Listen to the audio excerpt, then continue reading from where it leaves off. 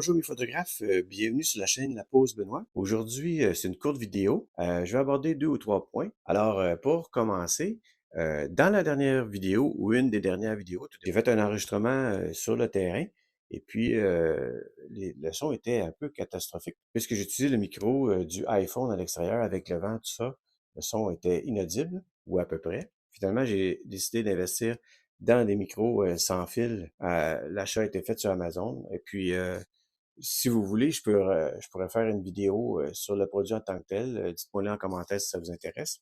Alors, c'est les petits micros comme ça, petit micro lavalier qui vient avec une pince, puis qu'on peut, accrocher, sur nos vêtements ou le tenir comme ça, avec la main.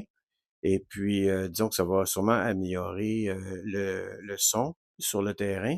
Et puis, j'ai 2 micros si jamais je veux faire une interview, alors, c'est possible. On va faire des tests, mais, les premiers tests que j'ai réalisés, c'est que disons que c'est assez concluant à l'intérieur.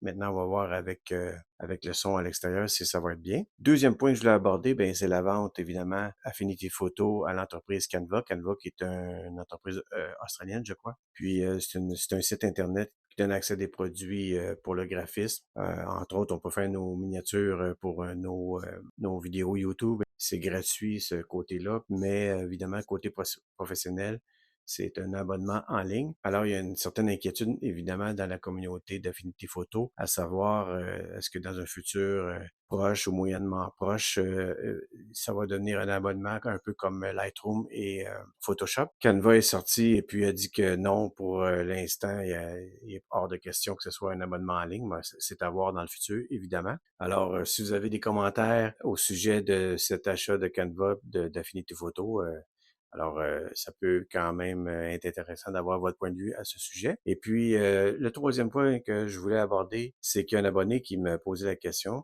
au sujet du logiciel dédié de Nikon NX Studio. À quel endroit on pouvait configurer les raccourcis. Alors, j'ai épluché le logiciel, j'ai pas trouvé. Si jamais il y a un abonné sur la chaîne qui a l'information, j'ai pas trouvé.